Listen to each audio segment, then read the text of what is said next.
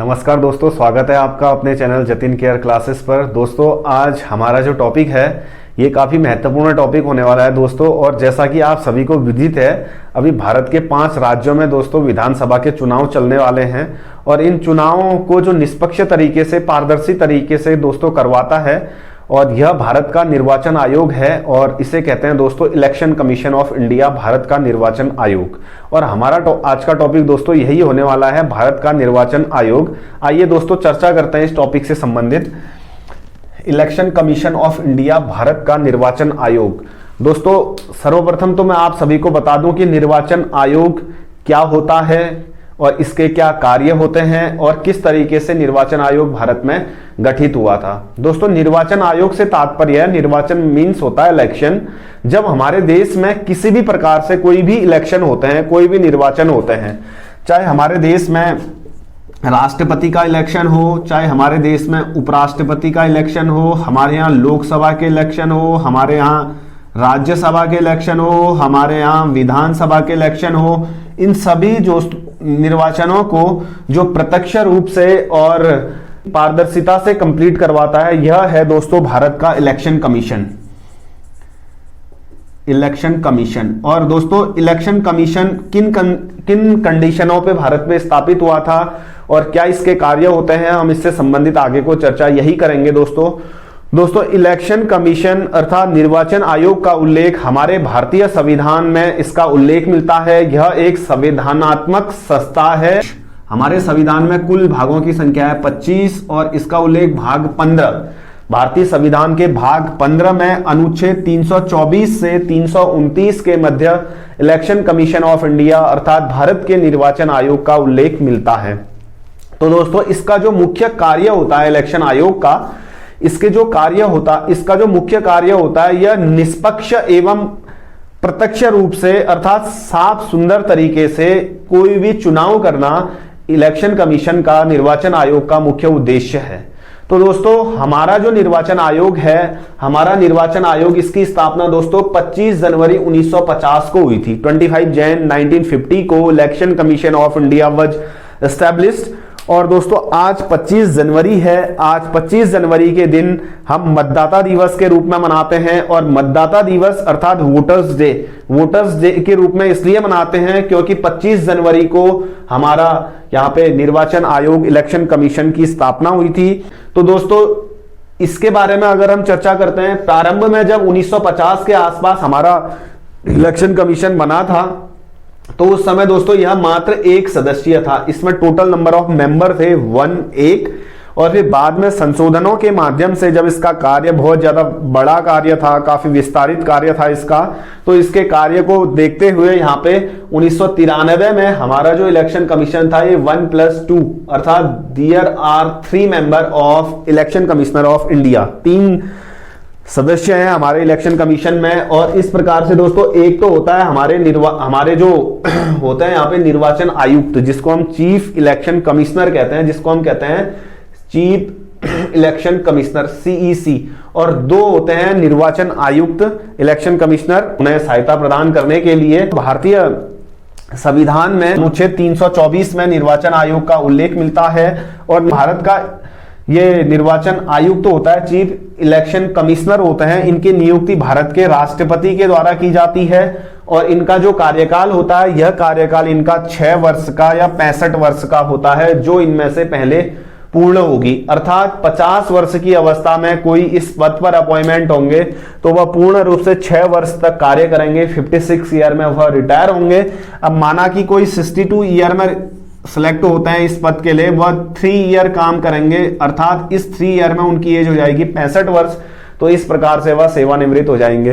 तो दोस्तों यहाँ पे हमारे देश में काफी अभी तक वर्तमान समय तक इसकी स्थापना जब हुई थी 25 जनवरी 1950 को, तो 25 जनवरी 1950 के समय दोस्तों हमारे देश के जो इलेक्शन कमिश्नर थे, निर्वाचन आयुक्त थे, वह थे Sukumar Sen. First CEC, first chief election commissioner of India was Sukumar Sen. काफी पेपरों में पूछा गया भारत के पहले निर्वाचन आयुक्त कौन थे, सुकुमार सेन थे। और इस प्रकार से दोस्तों वर्तमान में हमारे जो देश के निर्वाचन आयुक्त हैं यह है सुशील चंद्रा, या 24 नंबर के हैं, 24वें नंबर के हैं। और दोस्तों हमारे देश की एकमात्र महिला हैं जिनका नाम है V S Rama Devi. V S Rama Devi was first lady of election commissioner of India. ये 1990 के समय 1990 के समय थी और ये 9th नंबर की चीफ इलेक्शन कमिश्नर अर्थात first lady CEC of India was V S Rama Devi. Election commission जब 25 जनवरी 1950 को स्थापित हुआ था और इसकी स्थापना के अभी 60 ही वर्ष हुए थे दोस्तों यहाँ पे 2010 में, और काफी महत्वपूर्ण योगदान रहता है इसका।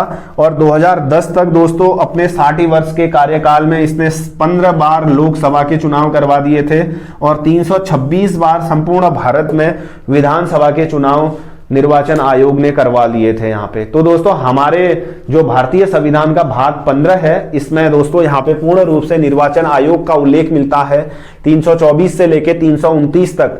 यहाँ पे जैसे 324 है इसमें दोस्तों हमारा इलेक्शन कमिश्नर निर्वाचन आयोग का उल्लेख मिलता है। और अनुच्छेद 325 में दोस्तों यहाँ पे वोटर से रिलेटेड, वोटर आईडी से रिलेटेड किसको हम मतदाता कहेंगे उसकी डेफिनेशन मिलती है।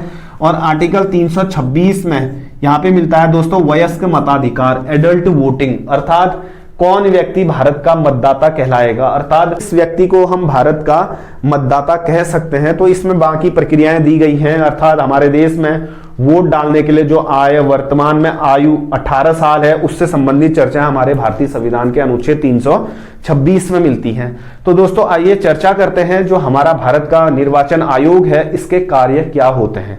दोस्तों सर्वप्रथम तो मैं आपको बता दूं कि जो निर्वाचन आयोग होता है इसका कार्य होता है निष्पक्ष एवं प्रत्यक्ष रूप से लोगों के सामने साफ सुंदर छवि को प्रस्तुत करते हुए यहाँ पे इलेक्शन करवाना। यह सबसे बड़ा काम होता है किसका, निर्वाचन आयोग का। फिर इसके साथ साथ दोस्तों इसके और भी अन्य काम होते हैं, अर्थात जैसे हमारे देश में कोई राजनीतिक पार्टी है और राजनीतिक पार्टी को चुनाव चिन्ह मुहैया कराना, अर्थात जैसे हमारे देश में कोई निर्दलीय चुनाव भी लड़ते हैं उन व्यक्तियों को चुनाव चिन्ह मुहैया कराना, ये भी हमारे देश में काम किसका होता है, निर्वाचन आयोग का होता है। दोस्तों इलेक्शन को साफ सुंदर तरीके से कराना, ये भी इलेक्शन इसका काम होता है। कोई उम्मीदवार योग्य है या अयोग्य है इसका पता लगाना। तो दोस्तों जब इलेक्शन कब होंगे, इलेक्शन की तिथि की घोषणा करना, अर्थात आचार संहिता लगाना, इलेक्शन का रिजल्ट कब आएगा, ये सारे कार्य हमारे देश में किसके होते हैं, निर्वाचन आयोग के होते हैं। तो इस प्रकार से दोस्तों यहाँ पे देखिए आप, चुनाव कराना होता है, चुनाव की तिथि की घोषणा कराना, ये निर्वाचन आयोग का कार्य होता है। मतदाता पहचान पत्र बनाना, मतदाता पहचान पत्र दोस्तों ये होते हैं वोटर आईडी, वोटर आइडेंटिफिकेशन, अर्थात पहले हमारे देश में वोटर आईडी नहीं होती थी। तो इस प्रकार से गोस्वामी समिति की सिफारिशों से दोस्तों हमारे यहाँ जो मतदाता होते थे उनको वोटर आईडी अलॉट हुई। तो यहाँ पे मतदाता पहचान पत्र बनाना ये कार्य भी निर्वाचन आयोग का होता है। मतदाता सूची तैयार करना, मतदाता सूची से तात्पर्य क्या होता है दोस्तों, क्योंकि हमारे यहाँ कोई भी इलेक्शन होते हैं 5 सालों के उपरांत तो होते हैं, अर्थात 5 सालों में काफी ऐसे लोग होते हैं जिनकी एज 18 साल हो चुकी होती है, काफी ऐसे लोग होते हैं जिनकी डेथ हो चुकी होती है, काफी ऐसे लोग होते हैं जिनका विवाह हो चुका होता है, अर्थात उनके दूसरी जगह उनके मतदाता सूची में नाम दर्ज कराना है। ये सारे कार्य दोस्तों किसके होते हैं, यहाँ पे निर्वाचन आयोग के होते हैं। चुनाव चिन्हों का आवंटन करना, दोस्तों जैसा कि हमारे देश में क्या होता है, जो हमारे राष्ट्रीय दल हैं, जो हमारे भारत में नेशनल पॉलिटिकल पार्टी है, इनको किन्हीं कंडीशनों के आधार पर इलेक्शन कमीशन नेशनल पार्टी का दर्जा देता है और इनको कोई इनका पर्टिकुलर चुनाव चिन्ह देता है, कौन, इलेक्शन कमीशन।